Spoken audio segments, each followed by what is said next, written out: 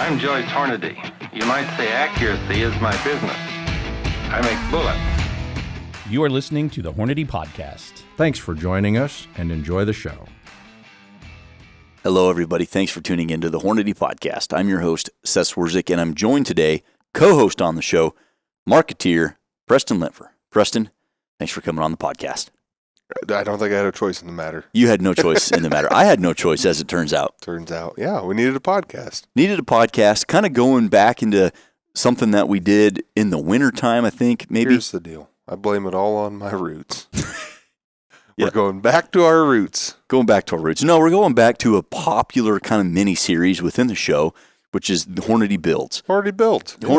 This will be a good one. And we all kind of build really similar stuff. So sometimes we ran out of content pretty quick because it's like, how many 18-inch 6.5 PRCs can we do? Well, we only want to do one, and all of us have one. And how many 20-inch 7 PRCs? Like we did 2 or 3, but there's a lot more around the office. So we're going back to a Hornady Builds largely through or because of customer and listener interaction. You know, we just finished up a huge run of the summer. We had the Zombies in the Heartland 3-gun match that we host here on site.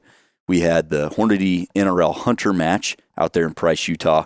Then we had the Hornady PRC, the PRS match that we host also in Utah, near Woodruff, Utah. So within that run of, month and a half there, we talked to, I don't even know how many people that enjoy the show. And listener out there, sincerely, we do appreciate that interaction. When you see us out in the wild, we appreciate that interaction because I tell everybody that I talk to, we say it here on the show, the podcast is an extracurricular activity. We have jobs that require more work that we can do in a week than we get done. And so to fit the podcast in is a labor, but we enjoy doing it. And when you hear the kind of feedback from the core listening group, makes it feel worthwhile. And I always ask people, hey, what's your favorite episodes?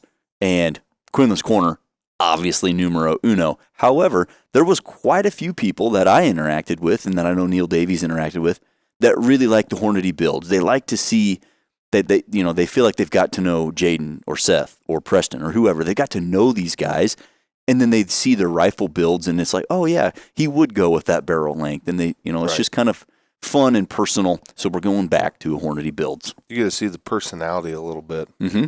Yep. I'm probably going to build something on a Zermatt Origin. Yeah. Oh, yeah. Many of us. On a shoestring budget. Sure. Yeah. I actually been working on one here this week. What are you working on? Well, I'm going to save most of the details because it'll be on a podcast as soon as you get going. Mm-hmm. But, we've done that Wildcat series, and I think we've Wildcat. We've done 2 or 4. 3. I think we've done 4. No, there's no way we did 4. We did 3. Picking out a cartridge, designing a reamer. Man, I went smell blind. Okay, maybe it's 3. I think we've done 3. Okay. But part 4 should be coming here soon. But my rifle, for the listener, in case you were wondering, is complete. It has fired rounds. It has fired rounds. I've seen the rifle. Really well done. It looks the part. It looks exactly the way I wanted it to. It screams to me that it is the perfect blend of, I remember being a youngster and seeing someone sent a rifle off, or there was a gunsmith, that has since passed away. But when I was a kid, he would, rechamber people's guns and rebarrel them.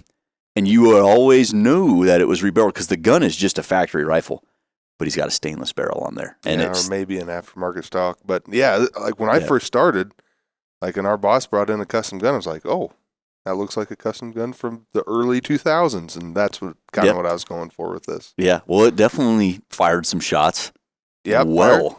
Fire some shots well while fire forming. Yeah. And then I've done some hand loads, but I'm not too deep into the weeds yet. So not to spoil it, but the first group that you recorded, Fire Forming Brass, was an MOA group. Mm-hmm. Fire Forming Factory Blim Ammo. Yeah, off of not my preferred bipod for shooting groups. Mm-hmm. So I think we're going to have a performer. Yep. I like it. Yep. With a lower power scope that I like to shoot groups with. Yep. And you haven't really played around with any load development. Just getting started. Just today. Just today. And that's only one load. Yeah. Well, speaking of load development, the 257 Roberts Ackley improved will not be in the subsequent Hornady Handbook of Cartridge Reloading. Turns out you can find it on the internet still. Yeah, but that's what I've been working on. Is we're going to have a new reloading manual coming up, and I've been really, really inundated. This is going to be the best manual we've ever had. Like, I'm going to sound almost That's British. high praise. I'm going to sound almost British the way and the amount of times I'm going to say literally, but I literally have had a lab tech go through and reshoot data that hadn't been shot in years. Literally thousands of load combinations have been tested and reshot. If I could give you a raise the roof emoji, I'd be doing it for you right now. Yep. Heck Okay. yeah. So that's what I've been doing this week, getting that load manual ready. You've been diving in on the Wildcat stuff.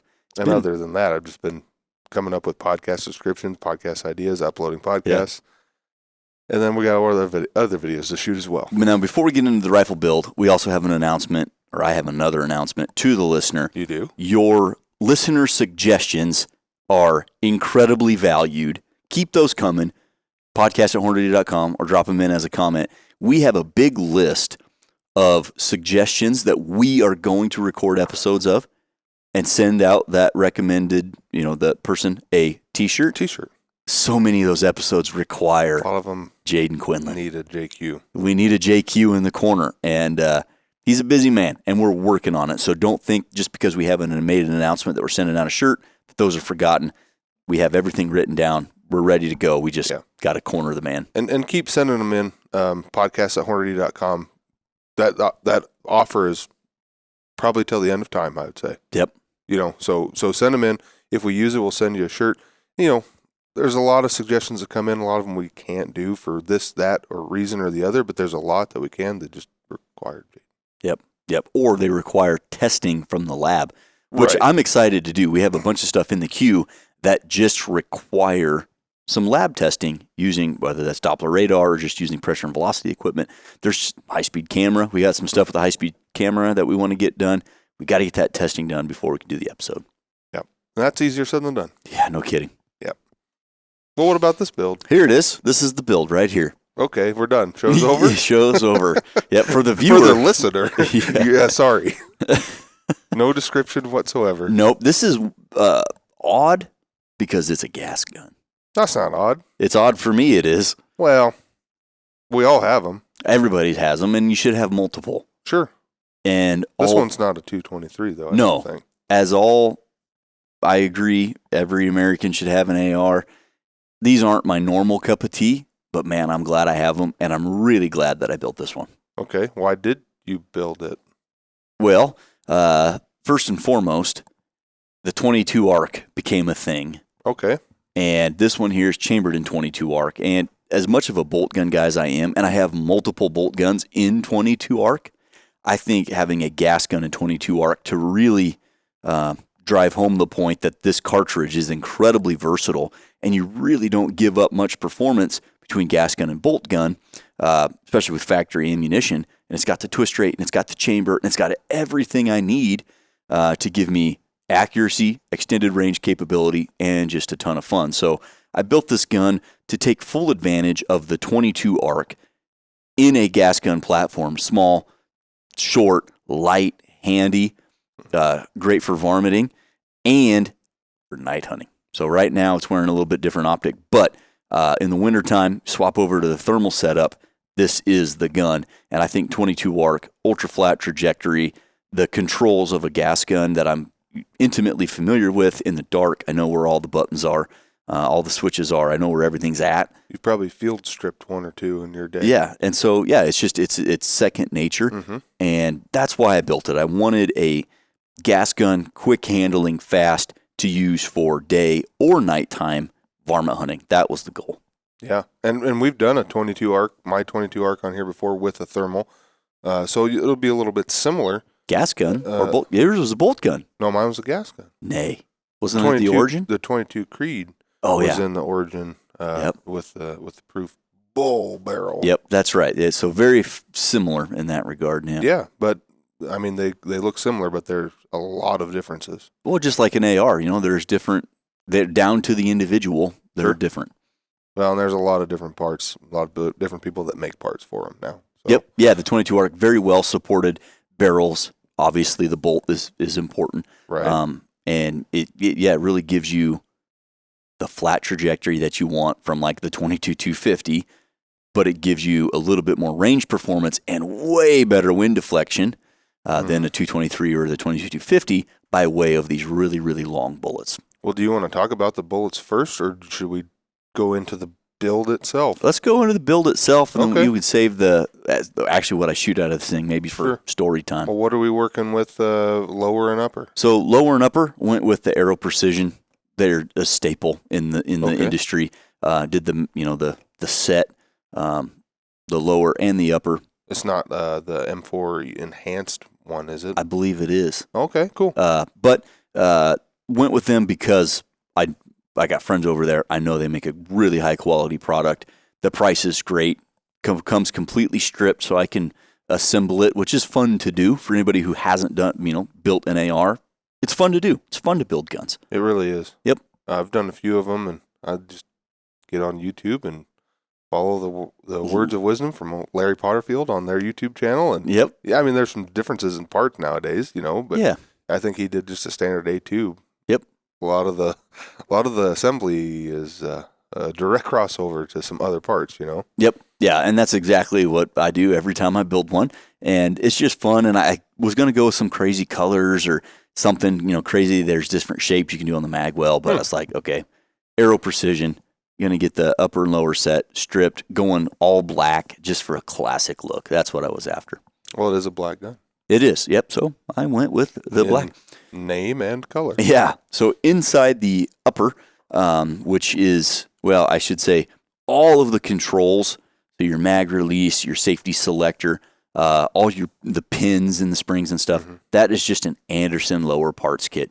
Sure. Just I'm not casting shade at Anderson, but just a almost generic mil spec lower parts kit. Sure. And I did that on my PRS rig, Mhm. except for I added the bad lever. I believe it is bad lever for Magpul. Oh, So my bolt release is in the trigger guard. Yeah, as well. so I really enjoy that. I have one, and I haven't installed it, but it's going on here. Yes, Yeah, I do have one. It's handy, especially at nighttime when you're on a tripod and you're just operating things with one hand. Yep. It's really nice. Really nice. So went with mil spec lower parts kit. Find the latest shirts, hats, hoodies, and accessories that you see here on the podcast and much more at HornadyGear.com.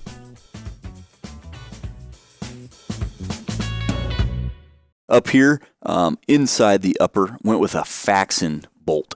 And that was, I had purchased one to build something else. I think I was going to build a 6mm arc. And just like a lot of things, this, that, and the other thing happened, and I moved on with my life. And I had some parts assembled, but I never built the gun. And then I just had this bolt sitting there. Along come 22. So arc. yeah, fast forward a couple of years, I was like, oh my gosh, I've still got a bolt laying around.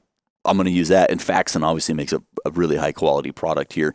And with the 22 ARC and the ARC family as a whole, just like any gas gun, I mean, Eugene built that bolt as a consumable item. Like Sure. bolts break on occasion. I know some people claim that ARC has such a horrible bolt life reputation, and it's just not the case. It is a serviceable and consumable item. I'd say maybe if you're hand loading way too hot for a Yeah. gas gun, Yeah. sure. And this has lived its whole life on factory ammo. So I went with the Faxon because, one, I had already had it, which was nice, and they make a good product. Anyway, up top here, the Strike Industries, I believe, charging handle. There's a name for that particular one. I can't remember. It says it's probably on there. The T-Bone. The T-Bone, that's right. Yep. So this one vents gas, which is really nice. So you can control Outside. out the side. So I have it away from my face, which is really handy because when you start shooting suppressed gas guns, get a little smoky. Yeah. And then there's charging handles that directly, take care of that or address that issue. But I found that this one, I've had no gas pressure at all in my eyes or anything like that. No, it works well. They're pretty darn cost effective too, and no problems there. Yep, big fan of those. And I just love a charging handle has to have kind of an extended, and I like it to be dual extended. Some of them are just on the left where the handle is just a little bit longer. And when you're hunting, like, oh yeah, I'd love to have my left thumb on the bolt stop and then rack the handle with two hands. But sometimes I have a magazine or I'm doing this, that, and the other thing. And so I liked the ability to have just that extended handle on the left and the right. And ambidextrous, there's the word. Yeah, ambidextrous. Now, this one only goes to semi-automatic. Does not go to 11. Does not go to 11. But for the trigger down here in the lower, that's just a classic trigger. The LaRue MBT, I believe it's called. Meticulously built trigger. Yep. So it is kind of a mil-spec trigger, but it's been enhanced, polished, whatever they do to it. It's just your classic two-stage trigger. Meticulously built. Yeah. That's what they do to it, of course. They add meticulous to it. In all reality, though, those are great triggers for the money. They are. Holy cow. And we've got friends all over, and we've also got great products all over. Timney, Rise, Trigger Tech, you name it. There are amazing triggers for the AR.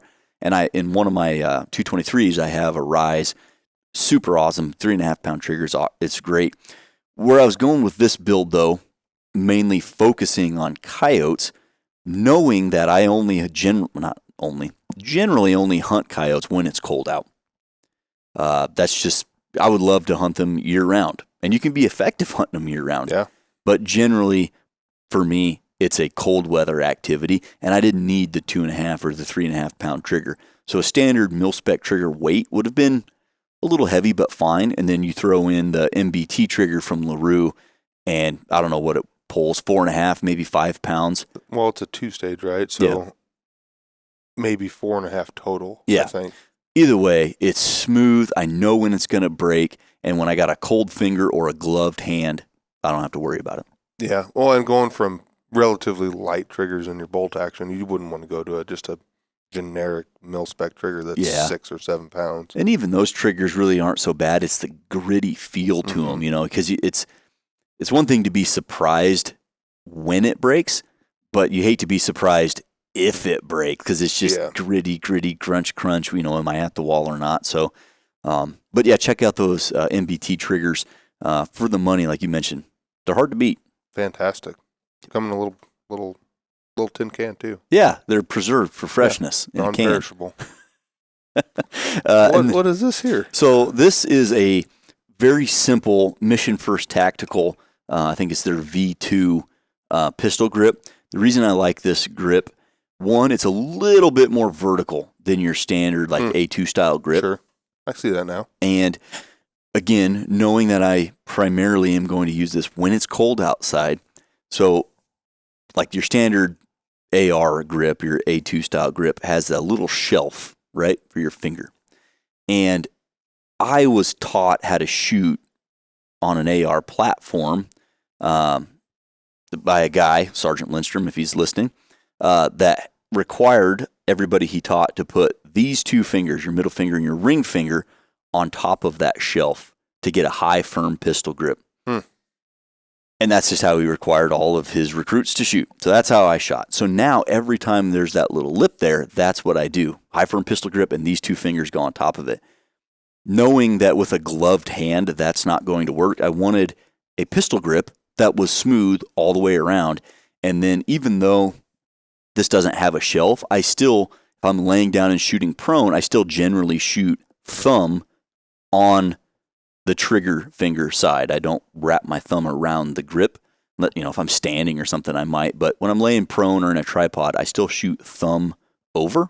And so for me, I wanted that nice vertical grip because that's how I'm used to shooting. And I did not want that shelf on there because I would fall back to my roots of putting those two fingers up there, and with a glove, it's just uncomfortable. That's probably what Sergeant Lindstrom wanted you to do. I guess. Go back to your roots. Yeah, I guess. Knowing that you shoot thumb on that side, you might have to get yourself an ambidextrous trigger safety. You know what? I had already thought of that last season when I was coyote hunting with this. I said that out loud to the people I was hunting with, and then I never went and bought one. So I should write that down Maybe set a reminder on your phone. That's the only way I can remember things anymore. Yeah, because that would be really helpful, especially when you're laying prone. So, yeah, the lower and the upper, really simple mil-spec parts kit, the Fax and Bolt, Aero Precision upper and lower. We got the MBT trigger from LaRue, Mission First Tactical grip, really simple. Go backwards then. What's back here attached to the lower so there? This is a buffer tube from Primary Weapon Systems, and the reason I went with this one over just like your standard carbine buffer tube is because of how it locks onto your upper receiver. Okay. Most of these, you generally want to stake them. Yeah. And this one, you do not have to stake, and it comes with the QD flush cup as you're well. a QD flush cup guy. Every sling I have is QD flush cup, single point, 2-point sling. Like to have options. Well, and they're so convenient. Once you go to a system, it's nice to be able to use it on everything. Yeah. And so that's pretty cool how it doesn't have to be staked, I believe, because it's got detents. Yep. And when you feel it kind of ratchet tight, yep. Uses your standard armorer's wrench to tighten up, but and then it's your standard carbine length. And again, affordable, but it's just those little things that, in my opinion, make a difference. It might be double the price of a mil-spec It buffer goes tube, from $15 to $30. Yeah, in the grand scheme of the build, it doesn't add that much. No, it really doesn't. And then moving back from that, this is a Magpul DT carbine stock. I went with this one for a couple reasons. I didn't want a ton of volume and space back here. There's a part of me that wants a longer bag rider because I love to shoot prone and shoot stuff far away, and I generally shoot stuff far away from the prone. So I wanted a longer base here at the bottom, but that adds weight for a very, how do I want to put that? I don't shoot from the prone very often when you're hunting coyotes. Right. I'm almost always clamped into a tripod. So that became like, well, I want that, but I don't really need it. And so I went with the DT. It's got your flush cups here in the back on both sides, standard carbine length, of course. I wish maybe in post I'll put like people like a crowd cheering when you say flush cup. Yeah. That'd be hilarious. Well, still little things, And so that comes factory installed on there. And then it's got a little bit of room back here for a bag that I can put my thumb in here and then squeeze the bag. There you go.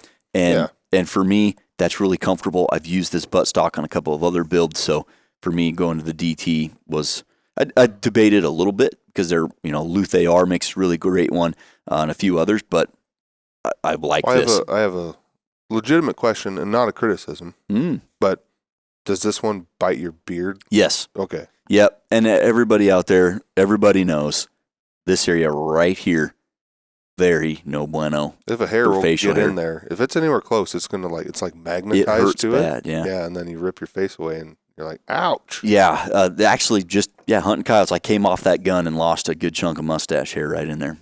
Right back. Yeah. Just so badly. But yeah, it does still bite, and so having a fixed buttstock would be handy to mitigate that. However, I like the ability to just slide that baby up. But if it's adjustable and you want to take the kids shooting or something, exactly. There you go. Yep. Take the wife out shooting stuff. So big fan. Yep. Standard carbine, and yeah, the DT. If you're looking for kind of a dual affordable Magpul option, man, that's a pretty nice one.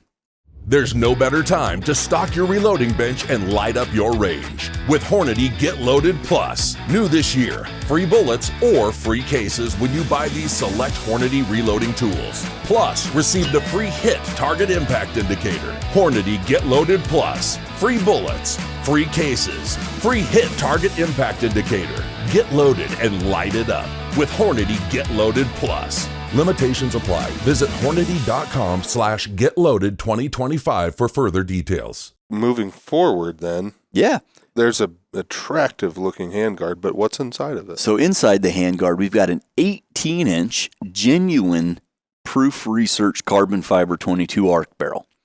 Went 18 and went carbon, obviously because of weight savings. Knowing that, when you're on private land and you can drive around a few more places to go do your coyote stands, that's really convenient. Not always the case. Right. That, we're hunting walk-in access or public land, and sometimes you got to walk a little bit to get to a good spot to call coyotes. So I wanted to keep it light and keep it short. And I think that's one of the more attractive features of the 22 ARC is I get very similar to 22-250 performance, which was kind of the goal for the 22 ARC, but I get it out of a nice short barrel and I let the bullet do the work. So 18-inch carbon fiber running a low-profile adjustable gas block, which I think is a standard. 750 diameter. This is a very standard barrel profile, it looks like. Yeah, it is. It's 750 gas journal. I really think if you're building yourself an AR, put an adjustable gas block on it. Just do it. The end. What if it's 223? Don't care. 5.56. Don't you care. Still want it on there? I still want it on there. Okay. Yep. It does not cost that much more to get an adjustable gas block. And if you ever find yourself in a scenario where you need one, it's already on there. It's there. Yep. And for me, with the 22 ARC, running suppressed, different suppressors, I wanted to have the ability to tone that thing down so I wasn't getting all kinds of gas in my face. I wasn't short stroking, not stripping rounds out, or being over-gassed and ripping case heads apart and stuff. So just do yourself the favor, put an adjustable gas block on there. Well, then you can have the right amount of gas. Yeah. Yeah. I'm on board. I was just being devil's advocate. Okay, fair enough. Although I can't think of having, maybe I have one 223 with an adjustable gas block. The rest are fixed. Yeah, well, and the 223's kind of been figured out. Right. But if I'm building one, I'm buying the adjustable gas block. Not even thinking twice about it. 10 times out of 10. Mm-hmm. Yep, clap emoji. Mm-hmm.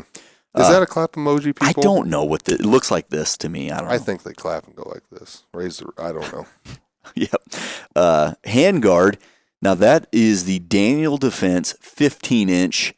I think it's called the MFR. It is the MFR. I see it right there. Yep. I don't. Wow, there it is. Yeah. Nice. Yeah. So M-lock, which is kind of the standard. Right. 15 inches, so it really complements that 18-inch barrel. And look at all the flush Look cups. at all the flush There's cups. There's 3 on this side. Yeah, there's flush cups everywhere in the M-lock. Funny story, though, on this particular handguard, I didn't have to buy that. Somebody gave that to me. And it wasn't just because of, you're Seth from Hornady here, have this handguard. So there's a shooting event called the Mammoth Sniper Challenge. And you're shooting mammoths? Well, yeah, what's left of them. So at the Mammoth Sniper Challenge this particular year, it's a relatively demanding match, both physically and mentally. Over the course of 3 days, you have to move from shooting location to shooting location. Your movements are timed. If you miss a time hack, your competition's over and you go home. And so you have to be dialed in mentally. You have to carry all of your stuff, your tent, your sleeping bag, your food, etc. The only thing you don't have to carry is your water, which is nice because no match director in their right mind is going to run a match where people are likely going to get dehydrated and go down. At 8 pounds a gallon, people are going to sacrifice. Yep. So you got to carry all this stuff. It's a 3-day match. Fast because like one mammoth step is like 12. Sorry, I'm done.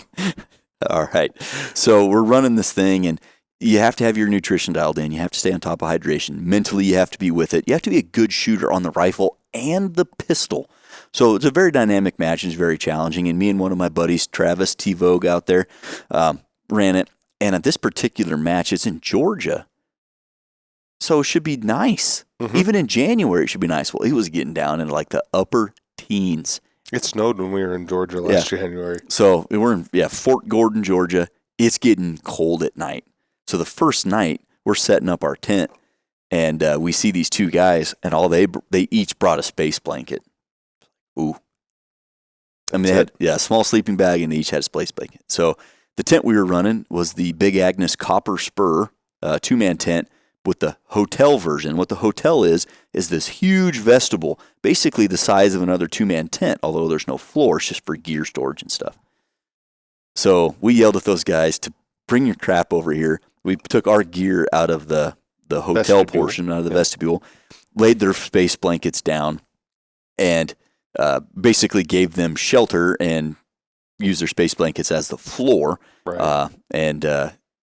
We didn't save their life, but man, it would have been miserable to not be in a tent, the shared heat trapped under there. And so, as it turns out, we got to know those guys really well, and they were employees of Daniel Defense. And so when we got home, They sent us these handguards as a thank you for sharing our tent with them. You're big Agnes. Yeah. So that's how I ended up with the handguard, and it really complements this build nicely. Had I not had that, I would have probably went with something similar. Well, it looks like a fantastic handguard. I don't see the barrel nut, under there, and I didn't install it for you, but it looks sleek and probably super well done. It is, yeah. Yep, it is. And it's kind of a little tricky because these screws have to go in. Yeah, they're just a little tricky, but it's secure and it's performed really, really well. It's a very accurate rifle, and these things haven't moved at all. Well, you want it rigid for accuracy's sake. Yep. And then attached to that handguard, everybody knows we're ARCA. We're ARCA people. ARCA on everything. ARCA rails forever and ever. I went with this particular model because it's the cheapest one that Larry had for sale on Midway USA. I have the same one. Yeah, it's a 3.5 inch or 4 ARCA rail. That's M-lock. M-locked it on there, and I could have went with the full rail, but primarily when I'm hunting coyotes, I'm usually up against a hillside, and so I love having the tripod midpoint on the rifle, and I can lean back into the hill. As far back as you can get it. Yep. Absolutely. Now, that's a bog. If you've ever seen those bog tripods, that's how a lot of people start out and get into tripods. That's a bog brand. Yeah. Yep. Like I said, it was the most affordable one that Midway had, and it's just a piece of aluminum that has M-lock, so that's all that was after. I bet you could name the brand of that one. AR Stoner. Oh, you do know it. Yeah, okay, that's an great. AR Stoner 3-inch Picatinny rail that went up front. Probably also the cheapest. Also the most affordable, yes. Yes. And I have a ton of bipods. Most affordable is way better than what I said. And I don't mean that degradingly, right? I do. I know what you're saying, but I have a ton of bipods, just like everybody does, that have Picatinny. And this Atlas is one of my favorite bipods, especially when I'm hunting with a tripod, because that Atlas goes from, 4.5 to 9 inches or so? Right. You can splay it forward and it'll really bring it down. And then, it goes up a ways, right? Yeah. So maybe 12, 13? I can't remember. It's not 13. I thought 11? It was 9 or 10. Yeah, I don't know. Either way, it doesn't go up super high. Gets me up, 9, 10 inches off the ground for shooting prone. That's great. If I have to go higher than that, I'll just put it in the tripod. So I don't need, a lot of people like Matt Ritchie, he loves to coyote hunt with his MDT triple pole. I prefer to hunt with a short bipod if I can go prone. And if not, I'm primarily using the tripod anyway. Well, and it depends on your liking or how you came up, right? Because I guarantee Matt Ritchie started hunting coyotes with 2 sticks with a bolt through them, right? Yeah. So he's very used to having, bipods way out front. Yep. Whereas you kind of took to tripods as soon as they started getting in vogue. Yeah. A decade ago. Yeah, probably bought my first tripod in 2016 or 17 for precision rifle shooting. I can't remember the brand, but it was green. It was green. It was You got it from the same place that you got your hog saddle. It was from Hog Saddle. Yeah. It wasn't their brand, but they they're sold out it of with Denmark or Norway. Yeah, weird flag. Yeah. There. But yeah, green. It was green. Great tripod. Still Aluminum. have it. Anyhow, so been shooting tripods for a while. So that's why I kind of defer to those, and that's why I run a shorter bipod. If I can go prone, great. I'm gonna use the bipod. But if I need more than 10 inches off the ground, I'm going to the tripod. Amen to that. And then way out front, the most generic part of this Hornady build series, Area 419 adapter. Got the Thunder Beast Ultra 7 on there with the Armageddon gear suppressor wrap, just in case I get it heated up. Made in the US of A. Yep. You bet. Yep, but the Thunder Beast Ultra 7 handles the 22 arc great. I don't mind running my longer suppressor on here because I have that short 18-inch barrel. It's short to begin with. Yep. So that's that. And then on top, as an optic, this has worn a lot of different optics. This one, I needed a home for it. Not very often do you have more scopes and rifles, but I had this one. I love almost everything about this. This is the Leupold Mark V 3.6 to 18. One of my favorite scopes ever made. It's lightweight. It's first focal plane. Great turret. It's just perfect. Great zoom ratio for this thing. 3.6. If you didn't have the sunshade on, it'd be very, very short. Yeah, very too. short. So I love this scope, and for what I'm doing with this, it is perfect. Where you might get that coyote coming in, and I don't stop them. If they're coming, I'll let them come in, and sometimes you shoot them at 50 yards.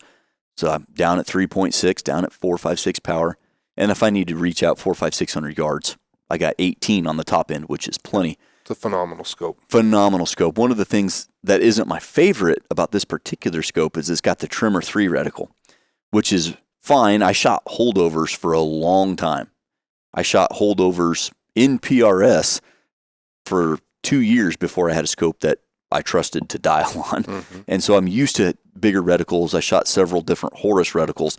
The Trimmer 3 isn't super applicable anymore, in my opinion, especially for 22 arc and what I'm doing with this, but I had it. So I'm gonna use it because it's got every other feature that I like, and I can look past the wind dots and stuff, and I'm comfortable with it. I've shot it a bunch now. So well, and you're actually fairly proficient with the Trimmer 3 reticle. I think you've had some training on it. I have, right? yeah. Buck Doyle, follow through consulting, and in his world of I'm going to say, I don't know how to put that, what he trains and what he did in his previous life, he put that Trimmer 3 reticle to work. And it's very applicable. Yeah, and so it is definitely useful, especially when you set it up on a certain gun, the Ballistics, where this, I kind of bounce around here and there. Either way, I'm comfortable shooting holdovers, and the other features of this scope just make it perfect for this setup. You've got the fantastic turret up top, and then you've got 2/10 wind holds. Yeah, it's easy on peasy. the reticle. So in the nighttime,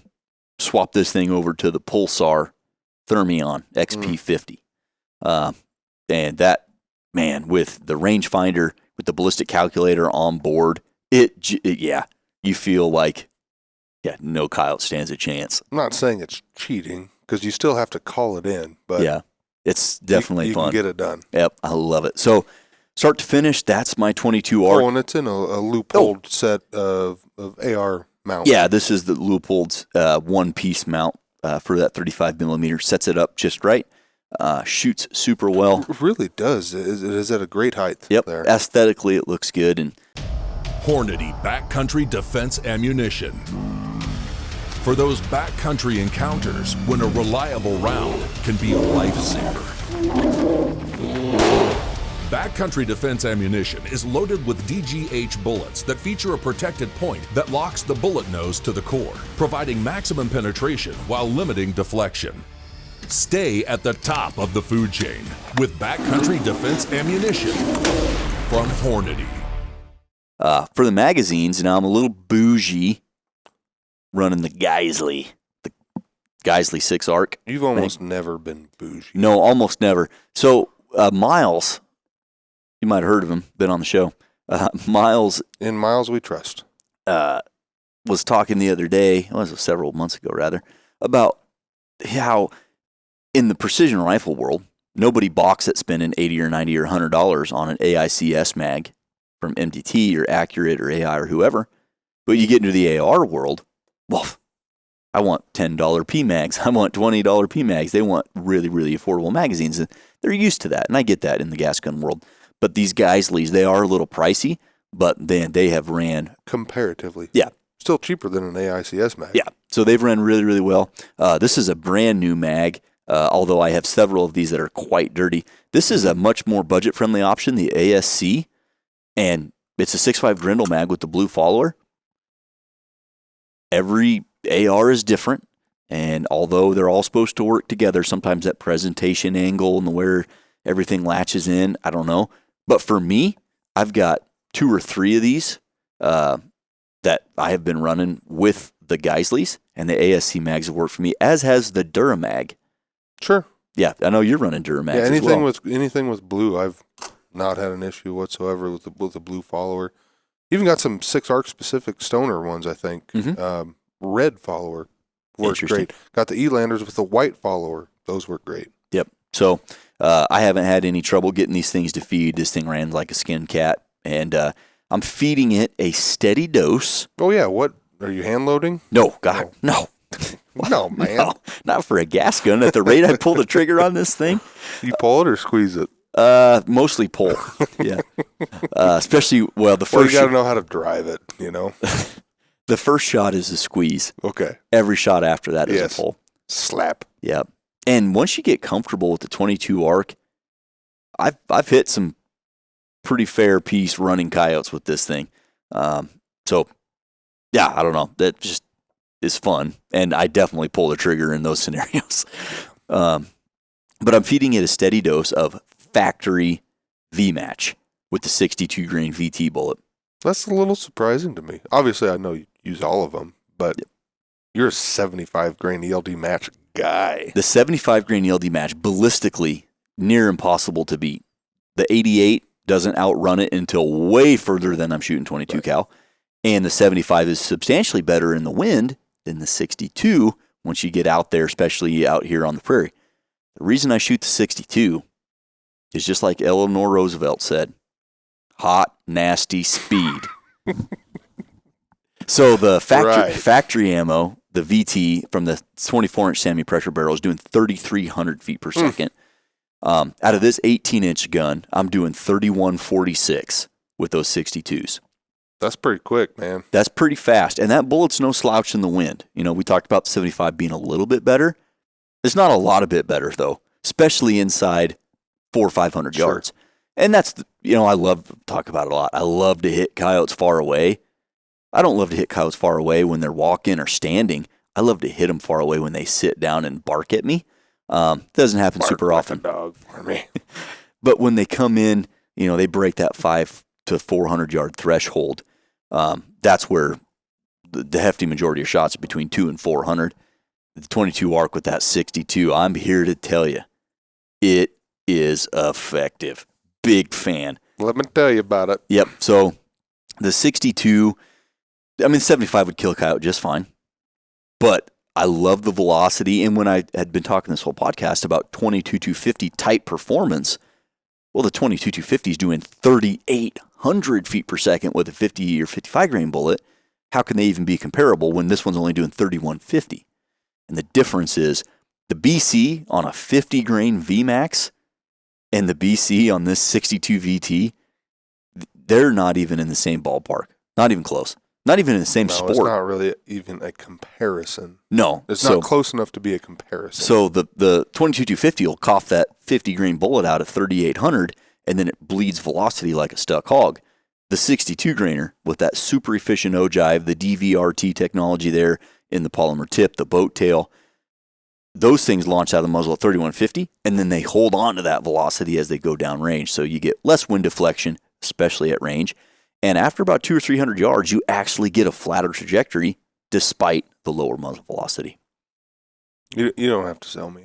I believe it. Yeah. Well, yeah, you live it. So no, I'm just kidding. No, that's a great gun.